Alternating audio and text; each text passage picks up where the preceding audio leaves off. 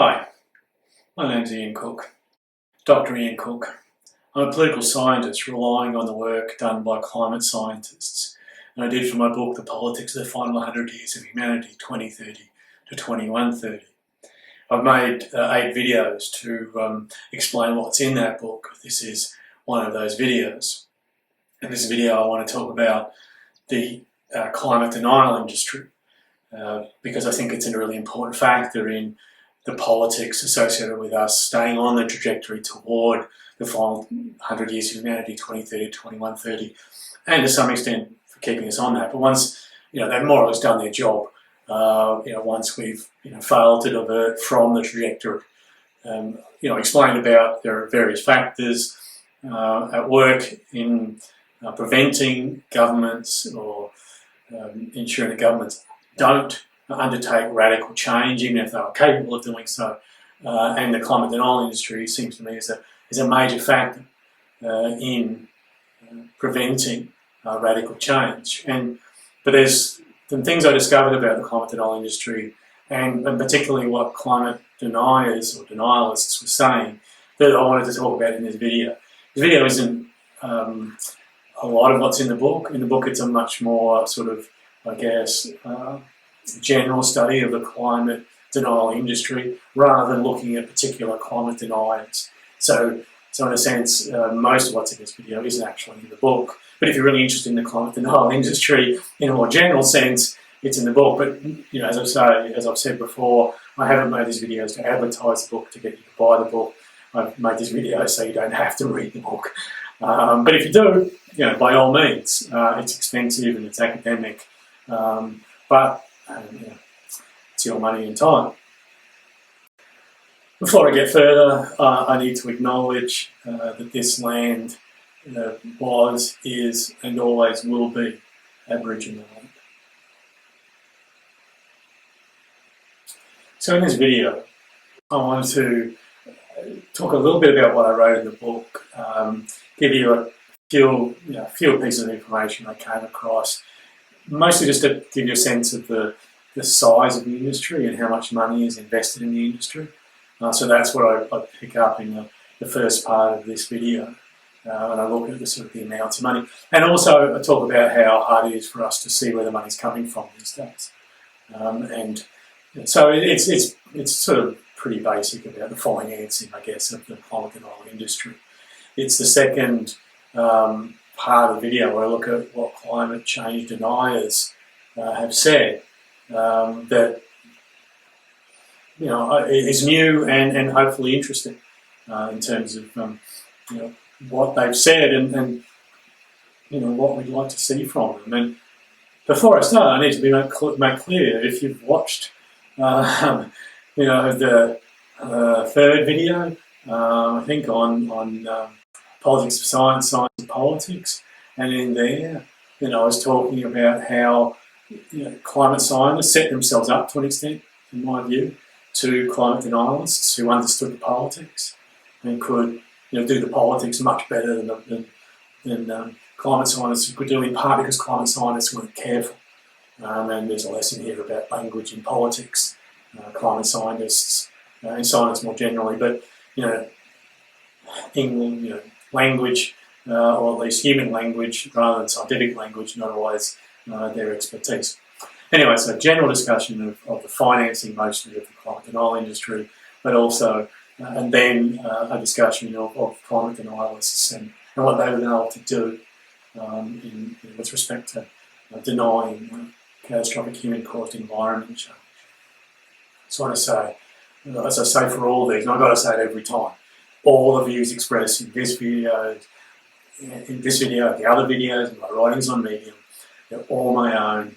No one else is responsible for them, especially when it comes down to some of my views about scientists and viruses.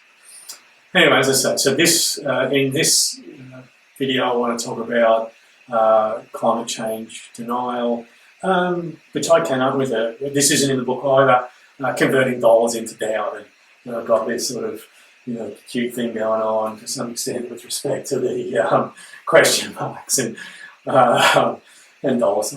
Okay, I'm not a graphic designer, but I do have a bit of a play. Anyway, on more important matters, the first instance, what I covered in the book. And it starts off with the position that enough people think scientists disagree to enable political inaction. Okay, I mean, I guess that's something you just have to accept. That part of the reason we're not seeing changes is that people aren't demanding it. And part of the reason they're not demanding it is because they've been persuaded that it isn't clearly a problem. Or at least some of them have been persuaded it isn't clearly a problem. Misled, I think you might be able to say. But irrespective of that, their doubt is really important, and the climate change denial industry is an important part of the manifestation of that doubt. Here, what I want to talk about is that the climate denial is an industry, that people make money out of it, and they're organised. And as I say, this is a fairly general, quick cover of what there's a lot more of in the book. But as I say, you don't really need to read the book. This is probably enough. So first of all, climate denial is an industry. People make money out of climate denial. And, so this is, I came across a letter from called The Growth of Climate Change Misinformation in US Philanthropy. I don't worry about the rest of it. That's in Environmental Research Letters, 2018, 2019. And in that piece, author identified a rapid expansion of, this is his words, a rapid expansion of untraceable donor-directed philanthropy, enabling actors to give anonymously via organisations such as Donors Trust and Donors Capital Fund. So the idea here is that there's a capacity to hide donations to climate denial industry. So the negative effects and the negative effects on your reputation of funding climate change denial can be mitigated, if not avoided, simply by working through these organisations, Donors Trust and Donors Capital Fund. According to this piece, this letter, more than $410 billion are donated each year in the US alone. Only 5% is directly from corporations. So, I mean, there's two things in there. Right? There's $410 billion each year in the US alone, okay? And only 5% of that obviously coming from corporations. So 95% being untraceable donations, being hidden by Donors Trust and Donors Capital Fund. In another piece, Climatic Change 2014, institutionalising delayed foundation funding and the creation of US climate change counter movement organisations, and where that CCMO, climate change counter movement, CCMO, something like that. Anyway, that'll pop up again. In this piece, by Brill, 91 climate change counter movement organisations had a total income of more than $7 billion between 2003 and 2010, with an annual average income exceeding $900 million. Okay, so there's 91 climate change. Now, the bigger numbers in the earlier one, I'm not sure all of that went directly into climate denial, but in this case, these are, according to Brill, climate change counter movement organisations, so directly involved in, and this is so $900 million a year going into them, according to these figures, which is a lot of money, and they're organised. It's not some ad hoc, bunch of people who just happen to have a sort of similar view. It's a view that gets cultivated and grown and developed and projected outward from various organisations. In this piece by Dunlap and Jacques, we had climate change denial books and conservative think tanks. So the production of books and the way in which organisations funded, conservative organisations, conservative organised around preventing radical change. Okay, and we're coming back to the problem that we're not making the radical changes necessary to address catastrophic human-caused environment change.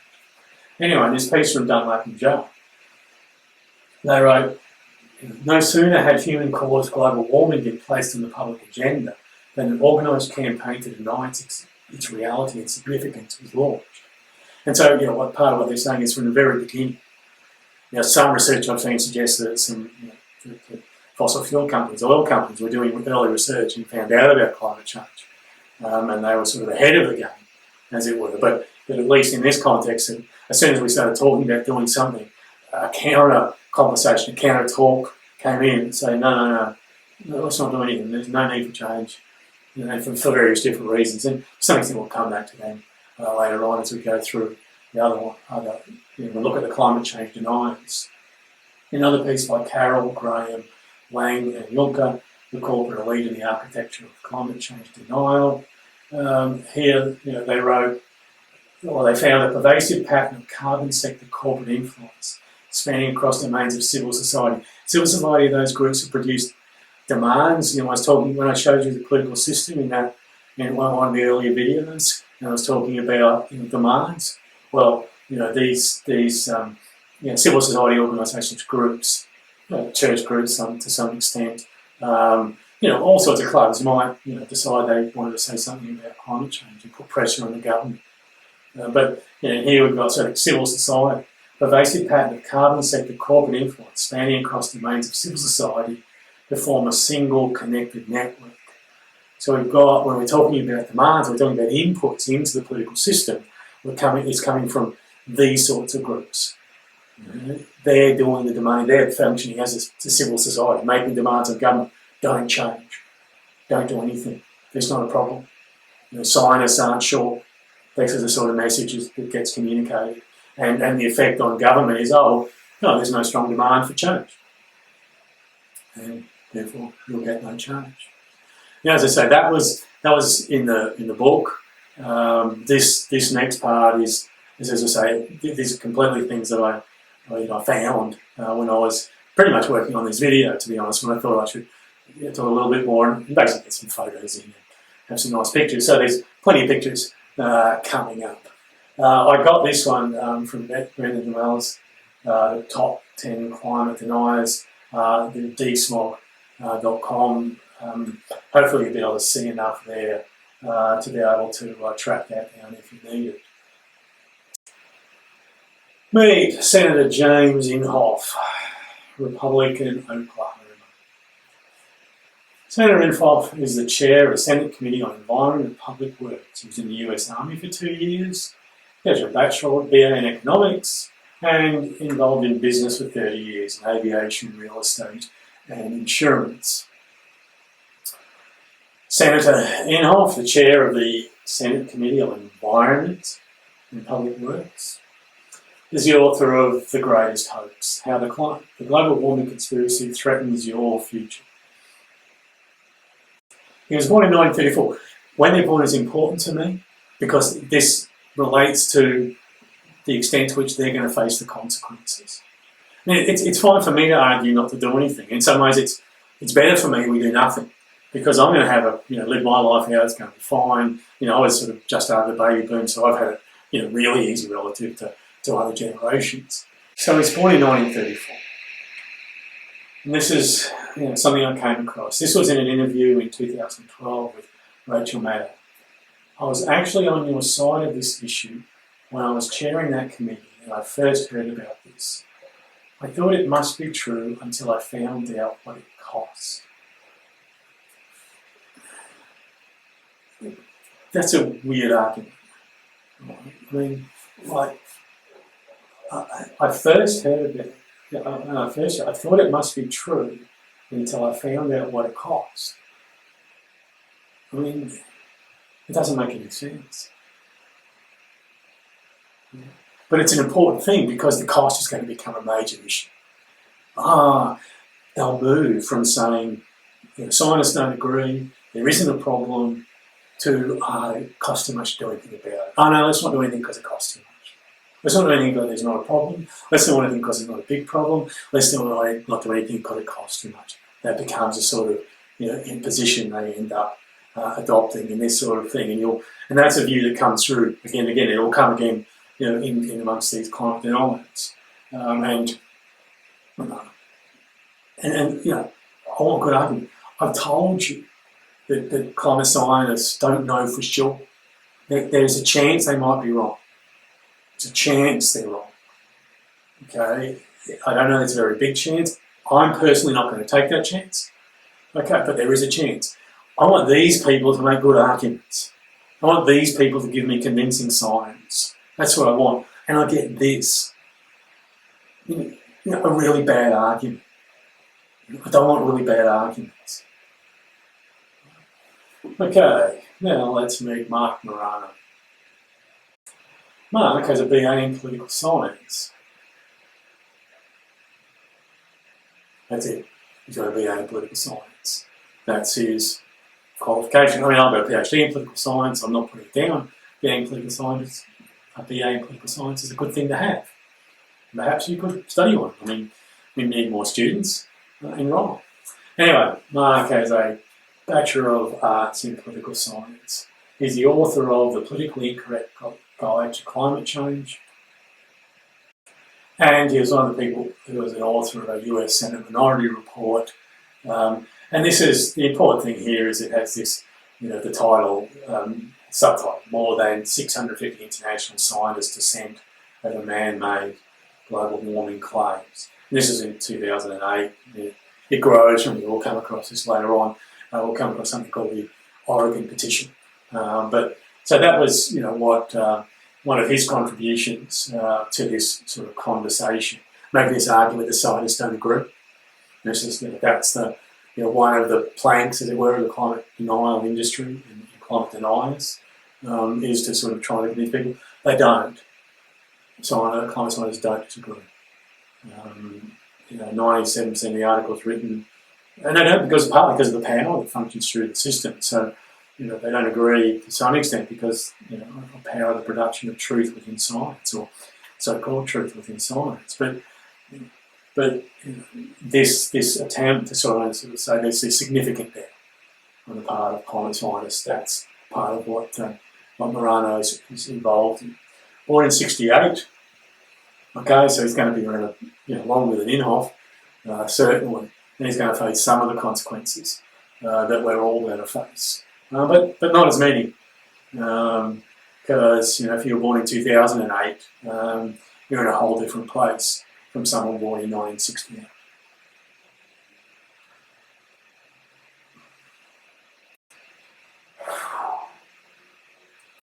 This originally was in an interview that, my understanding, I haven't seen the documentary called Merchants of Doubt. I read the book from it, and in that one there's a quotation. It is also in an article, the article I've got underneath this, but this is what Moran said. I'm not a scientist, although I do play one on TV occasionally. Okay, hell, more than occasionally.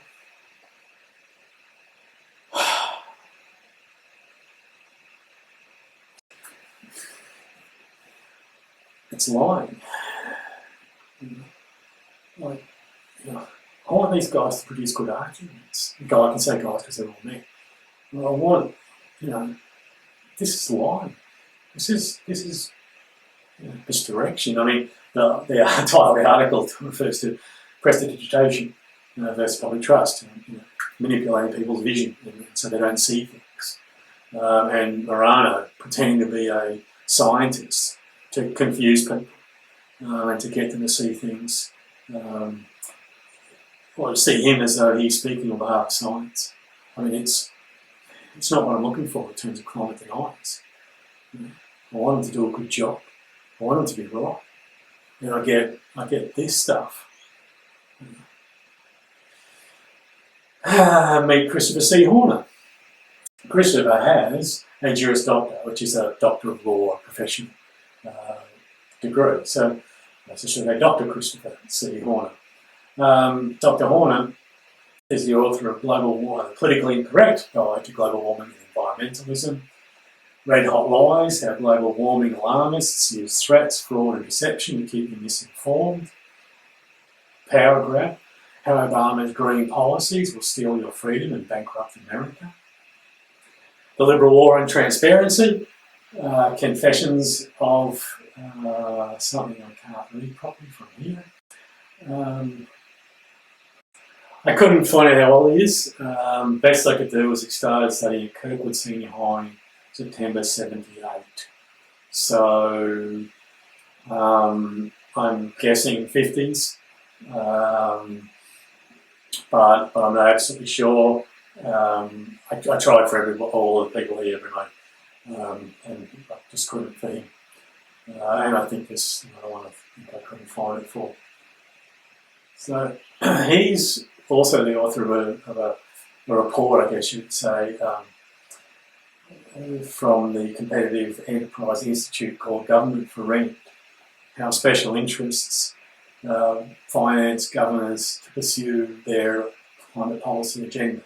How special interests finance governments to pursue their climate policy agenda. And it's interesting because he writes, this paper details how a network of anti-fossil fuel climate alarmist activists provides off-the-books staff members for governors and states' attorney generals to pursue the donors' climate agenda. And his argument here is basically there's a bunch of people being funded to put forward sort of the climate change case. Okay, and they're being sort of, I guess, secretly funded. That there's this feeding into this and pushing this idea. And, I'm not saying he's wrong. I mean, he may well be right. That's not what's interesting for me. What's interesting is that in the Wall Street Journal, I read that Horn was paid $18,600 by the coal company Alpha Natural Resources in 2015. They have a problem with it. The guy's got to work. The guy's got to make money. What I have a problem with is this. When he was asked by the Wall Street Journal, about this, his response was, as you know, I'm a working attorney. Parties come to me seeking legal assistance. Obviously, I can't discuss that any more than I could if it was you seeking advice. And that's okay. Once again, he's right. But he's making an argument other people aren't being transparent. And if you're making an argument other people aren't being transparent, what you need to do is you need to be as transparent as you can possibly be. So you need to tell them as much as you can possibly tell them. You don't hide behind this, I can't tell you anything. Okay, the classic one. You're criticising other people for doing stuff behind the scenes, for being paid as part of some sort of conspiracy. And people are starting to say, hey, what about you? And the counter movements. And his response is to just close it down. Now, if you want to outposition people who you're claiming not to be transparent, you be transparent. It's not a lot to ask. If you were, you'd be more convincing than you are. How can I be convinced by this? Meet Myron Eagle.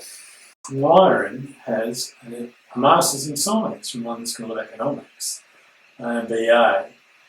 He also did graduate work at the University of California at San Diego and at Peterhouse, Cambridge University. I don't know why he did, that's all I could find about it, so he did some work. Has a Master's of Science, which is good. First one so far with a science degree.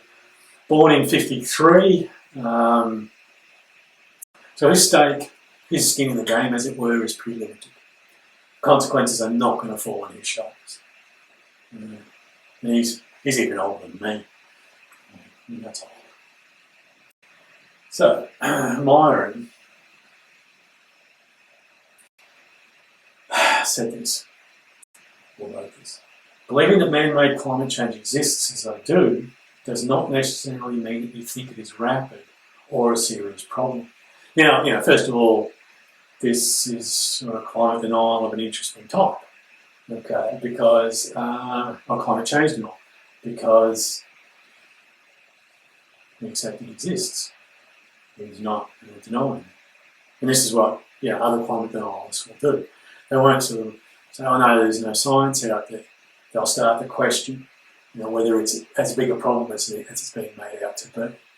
So he starts off saying, sorry, let's just go back to that. Believing that man-made climate change exists as they do does not necessarily mean you think that it's a rapid or a serious problem, or that the policies to address it will actually do anything, or that you're willing to pay the costs of those policies. Price, cost, right? That's the sort of the theme that starts to come through again and again. Not necessarily in the video, but just something you pick up on. But then moving to the price argument. It costs whom too much? What do you mean it costs too much? How do we make sense of that? How do younger generations make sense of it? That would be one of the questions I want to ask. That's what I want to know from Myron. Yeah, okay, Myron, in your lifetime, that might be true. In someone else's lifetime, someone born much later than you, is that going to be true? Seems to me to be a good question. Meet Stephen J. Morley. Stephen has a BA in Natural Science and a Master of Health Sciences. Still science, even not exactly the right area. A Master of Laws and a Juris Doctor. So he's going the legal direction. Some scientific training, health science, so more than some of the other people we're looking at. Author of Green Hell, how environmentalists plan to control your life and what you can do to stop them. Silencing Science, Science Without Sense, Risky Business and Public Health Research. Junk Science Judo, Self-Defense Against Health Scares and Scams. Scare Pollution, Why and How to Fix the EPA. There was the other one I couldn't find when he was born. So, couldn't really find any indicator to tell me, give me a sense of when he might have been born. Anyway, that's what we have. I'm really interested in this piece, The Greenhouse Myth. It was in 2006, but there's a sort of interesting passage for me in there. And what he says is a doubling of atmospheric carbon dioxide might increase global temperatures from between 0.5 degrees centigrade to 1.5 degrees centigrade. That is not much.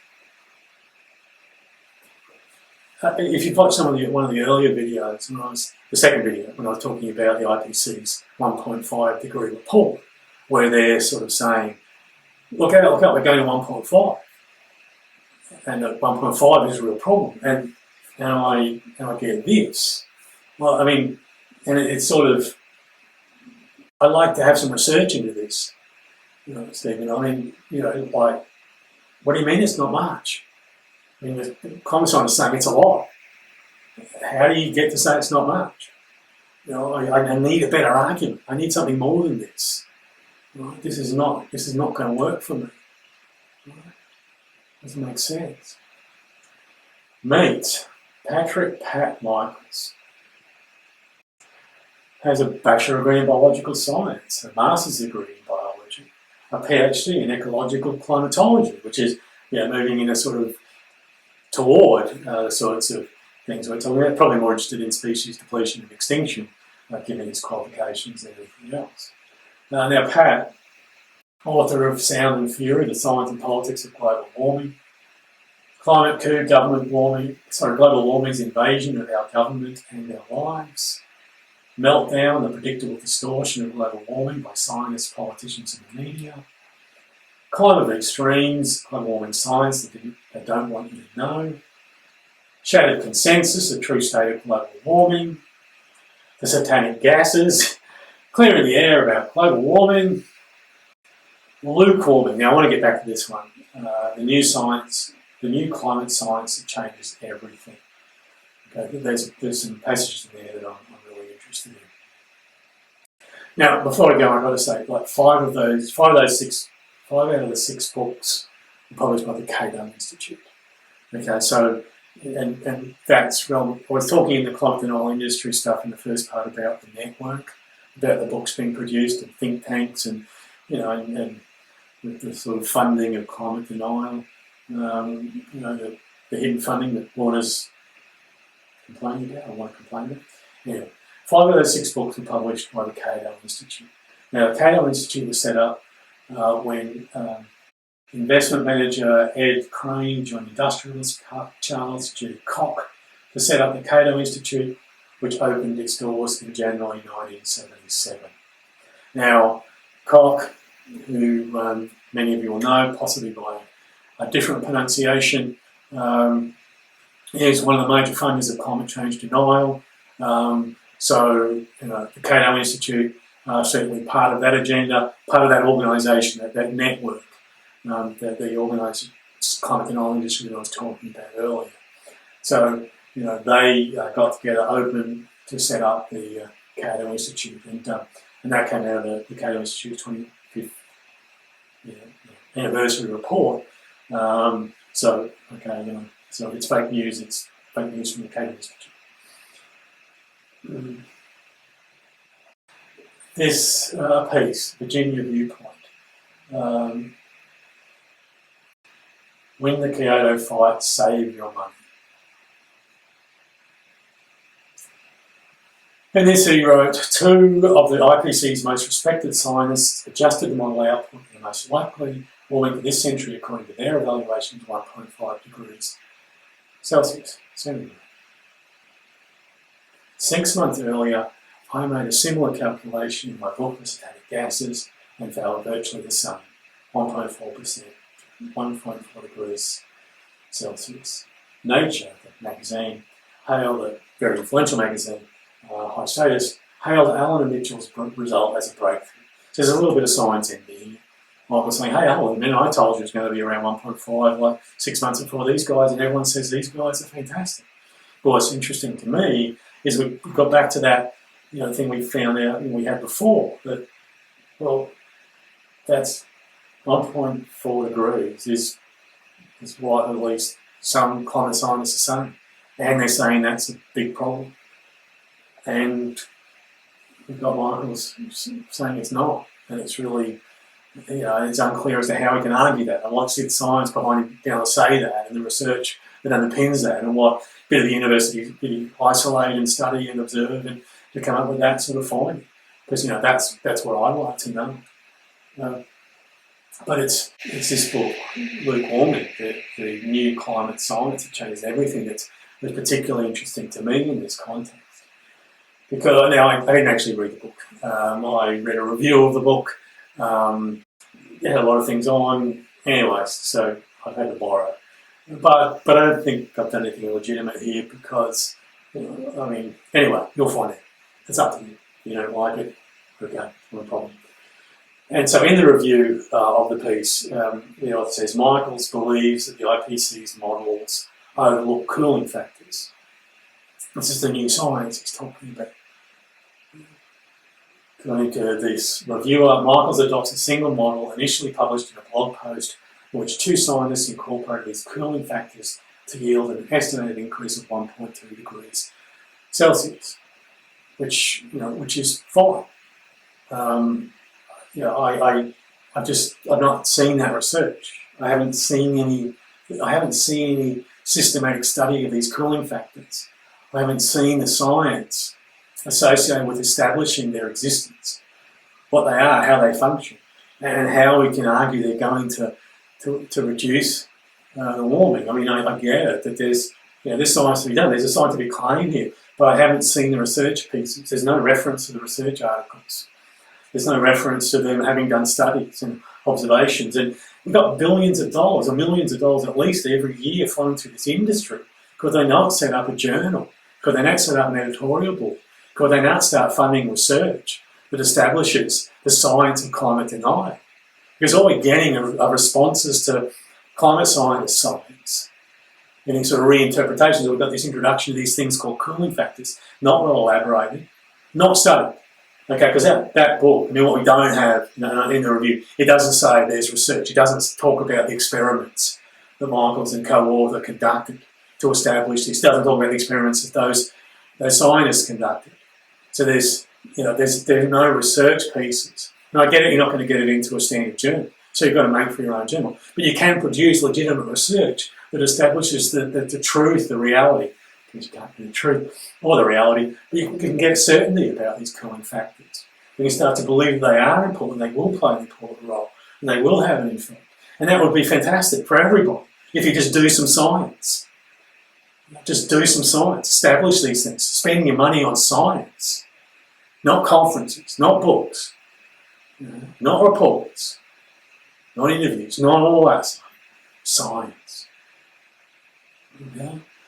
Now Michaels argues that half of this increase has already occurred, so we're already halfway along, which isn't inconsistent with other climate scientists saying. Meet Bjorn Longmore.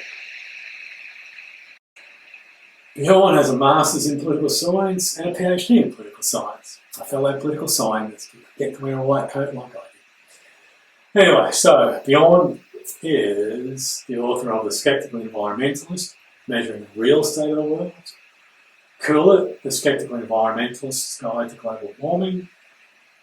The Smartest Targets for the World. This is where we've got together a bunch of laureates to talk about what we should be doing, what we shouldn't be doing.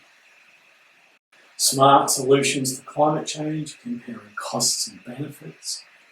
False Alarm, How Climate Change Panic Costs us trillions, hurts the poor, and fails to fix the planet. Now, 6 out of those 9 books were written, that he wrote or edited, published by Cambridge University Press. That is a reputable publisher. Okay. So, I identified ones, lots came out of Michael stuff came out of the KDL Institute, Longmore stuff comes out of Cambridge University Press.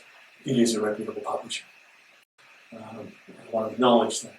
Born in 65, so younger than me, but still, you're still going to have a long time before, he's going to live a lot of his life before he actually encounters the reality of catastrophic human-caused environmental change. In a piece in the Wall Street Journal, an overheated climate alarm, the White House launched a scary campaign about deadly heat. Guess what? Coal kills more people. 2016. Climate change is a genuine problem and will eventually be a net detriment to society. This is not something one expects from a climate denier. And climate change denier. It's a genuine problem. We've seen this in a few different places. And it does come from lots of the, it's happening. So rising temperatures across decades will increase the number of hot days and heat waves. But climate change will also reduce the number of cold days and cold spells. Which is true in the short term. He may be right about that, but what sort of argument is that? I want a better argument. Because that might be true for 50 years.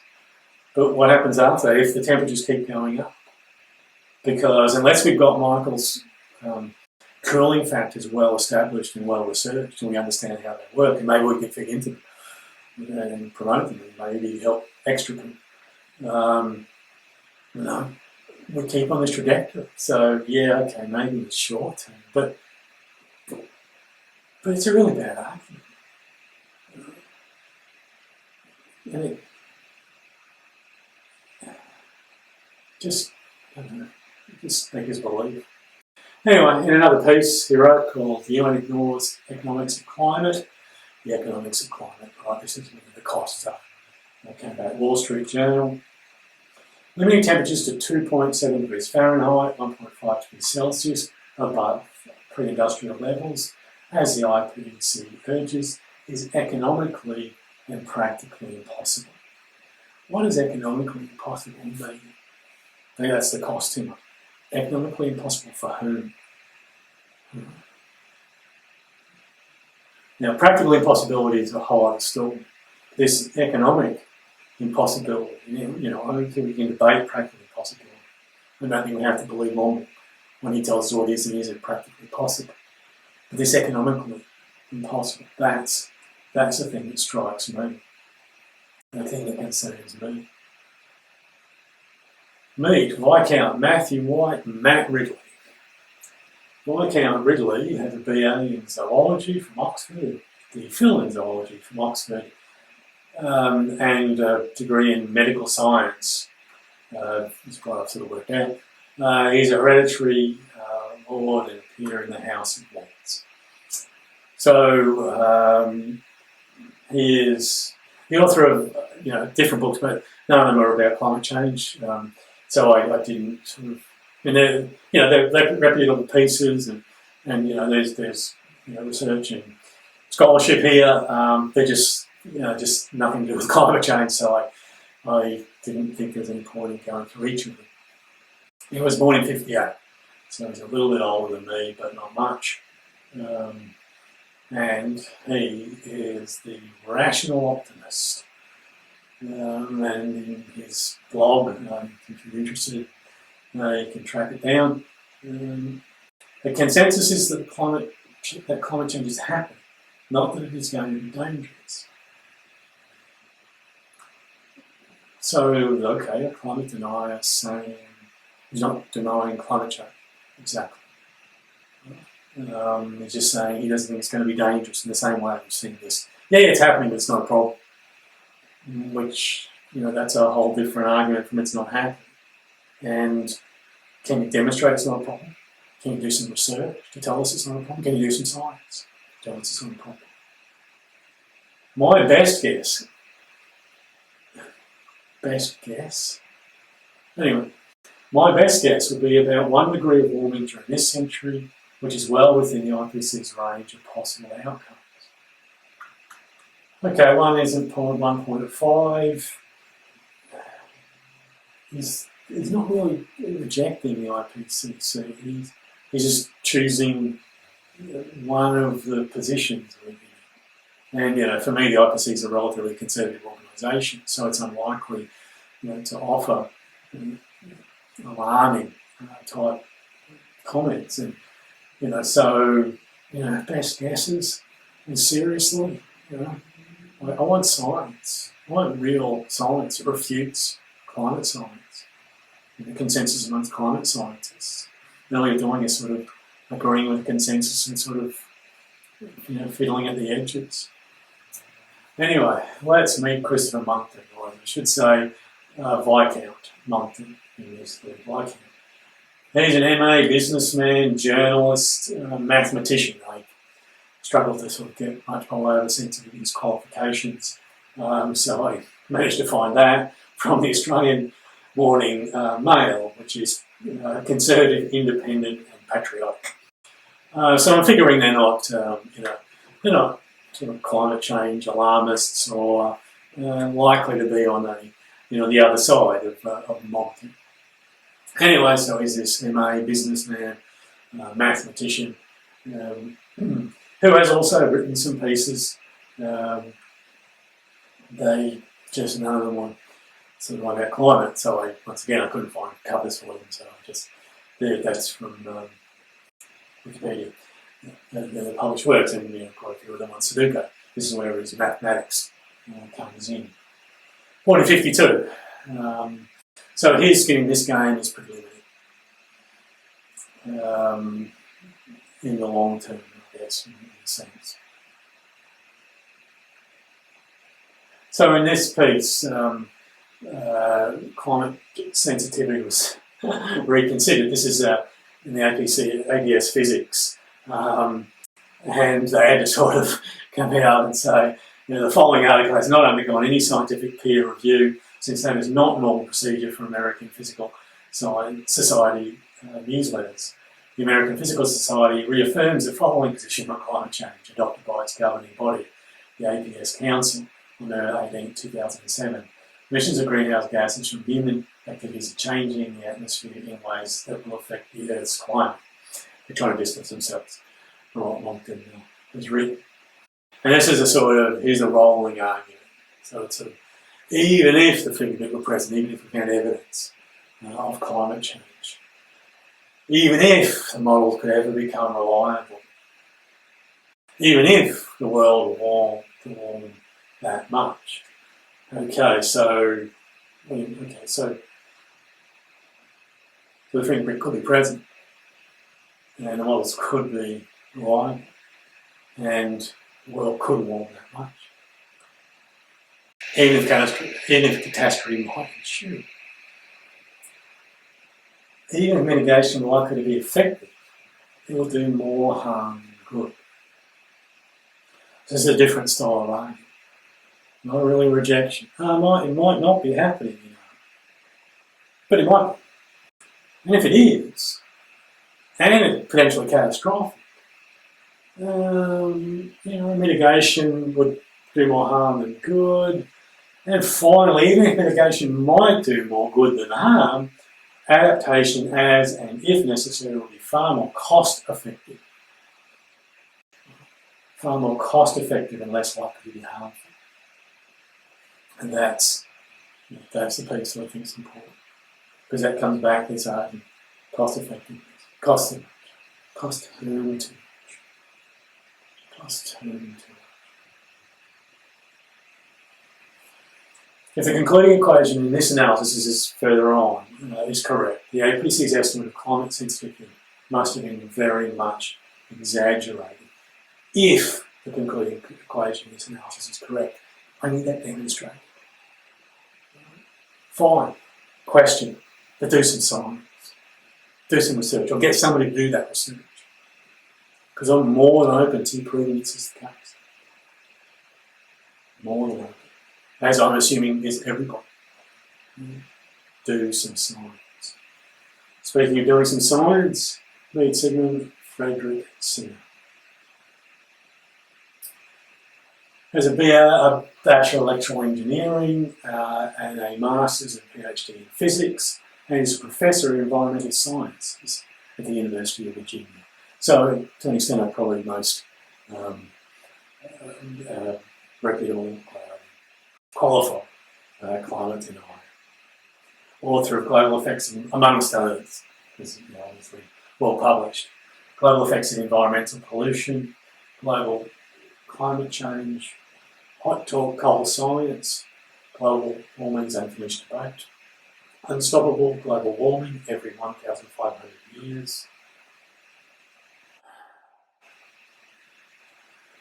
born 1924, died this year. Now, I made a flash because his skin is no longer in the game. He didn't bear any consequence. Him being wrong was not a problem for him.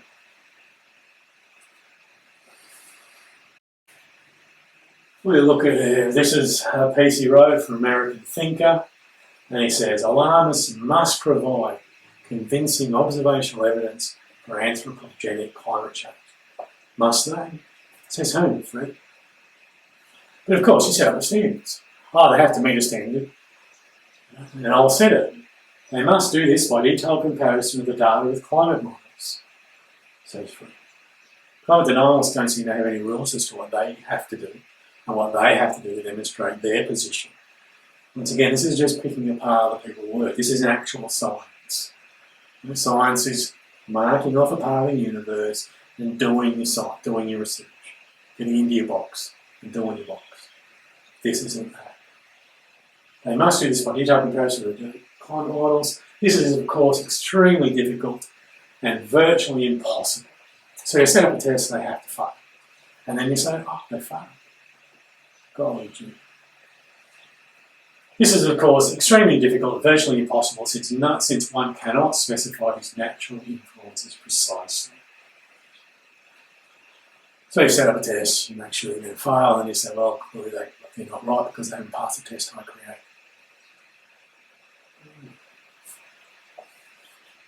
And then he goes on, although we must admit that anthropogenic climate change, ACC, catastrophic human caused environment change for me, is plausible. We must admit that anthropogenic climate change is plausible. After all, CO2 is a greenhouse gas and its level has been rising mainly because of the burning of fossil fuels. This is not denial in the way I'm thinking about it. Yet when we compare greenhouse models to past observation, it appears that ACC is much smaller than predicted by the models. It appears, have you done a comparison? Where are the studies? But that's not research. Reanalyzing other data. Yeah, it's something that science do. But get out there, do your research. You're a professor. You could have done research. You could have organised for research to be done. And yet all you do is you did was commentary. Obfuscation to an extent in my view anyway. Meet Roy W. Spencer. Roy has a bachelor degree in atmospheric science, PhD and master's degree in meteorology. So, once again, has scientific credentials. Author of Climate Confusion, How Global Warming Hysteria Leads to Bad Science, Pandering Politicians and Misguided Policies That Hurt the Poor. The Great Global Warming Blunder, How Mother Nature Fooled the World's Top Climate Scientists. The Bad Science and Bad Policy of Obama's Global Warming Agenda. Born in 55. Once again, not much skin in the game, in the long-term game. Skin in the short-term game, so he's working it to make sure nothing happens while he's alive. Probably a harsh interpretation. Anyway, let's move on. Now, this is not about climate science exactly. This is about his general position. And he wrote this: after some months of analysis, I finally became convinced that the theory of creation actually had a much better scientific basis than the theory of evolution. I'm saying, I told you I'm not a Christian, I'm a Buddhist. I don't believe in a Christian God. I don't have the sort of guarantees they do. And Christian faith can give people the capacity to believe in life after death, etc. That means that it changes their understanding of the problem. Whereas someone like me, I'm a Buddhist, but I'm one of those Buddhists who doesn't believe in immortal souls. I come from a sort of Zen tradition, so I don't believe in that sort of stuff. So this is it. Okay, for Christians, it's a slightly different calculation. And that's sort of, I've talked a little bit about that in one of the early videos when I was talking about the fact that at the end of times, this is part of both sort of Christian and Islamic theology. And it changes the way they think about things. Now, I don't know what to do. I'm not a Christian. Does it help me when I've got people whose Christianity is an important part of the positions that they adopt? The answer is possibly not. I was interested in a part of a transcript, an interview he did with Glenn Beck in 2007 on CNN, and some of the comments he made in there. The only consensus I'm aware of is that it's moved in the last century. And this is, once again, we've had these climate deniers not absolutely fully denying climate change. They completely ignore the Oregon Petition, that was signed by 19,000, which is the number you're growing. I was telling you about before. Professionals and scientists, so not all scientists, who don't agree with the idea that we're causing climate change. I had a little bit of a look, and this is what I could find about the Oregon Petition, and I've given you URLs, so if you're interested, you can track this stuff down. But so when I look I looked at these sites, so I found this one, Science Defies Politics, Oregon Petition, signed by 31,000 plus scientists and experts. So the numbers in different places, but there's still this argument. There's a lot of scientists who don't agree with the climate scientists. There's another one, the Global Warming Petition Project, which looks like what you signed to be included in the Oregon Petition. I mean, that's since I got, the thing was that there was no credentials check. There was nothing that I think I probably could have signed the Oregon Petition. I mean, I didn't try. I possibly could have done, but give it a go. See if you can sign it too. My guess is you can, which means that anybody can sign it. So it's a bit hard to rely on too heavily.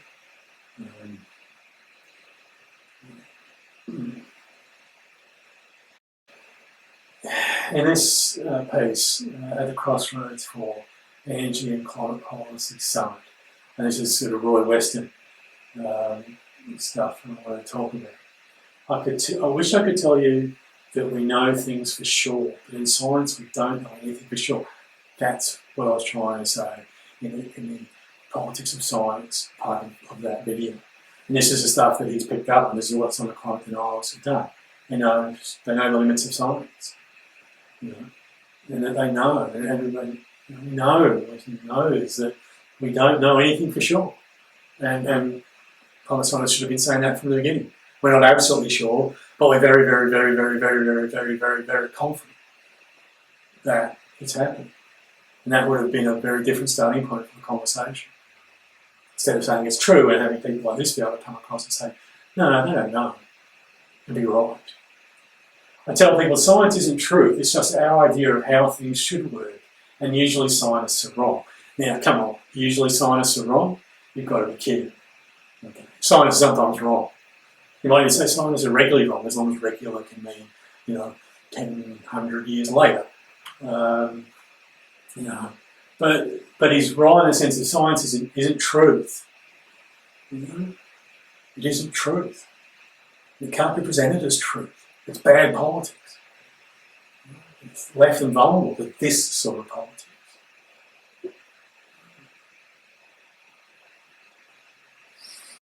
And that's what I wrote. Well, that wasn't in the politics of 500 years of meaning. That conversation about climate deniers was stuff that I've added. The idea of the conversion of dollars into doubt is a crucial part of it. So that's been an important part of an effect of the climate denial industry. So in this video, I just want to talk about the fact that there's, in the book I cover stuff about the organisation, the money involved, as well as more stuff. As I said, there's a lot more in the book. What I didn't cover in the book, what I did in this video was to look at the climate deniers and the sorts of things that they're saying. And that's me done. Thanks for watching. Please follow me on Medium and YouTube.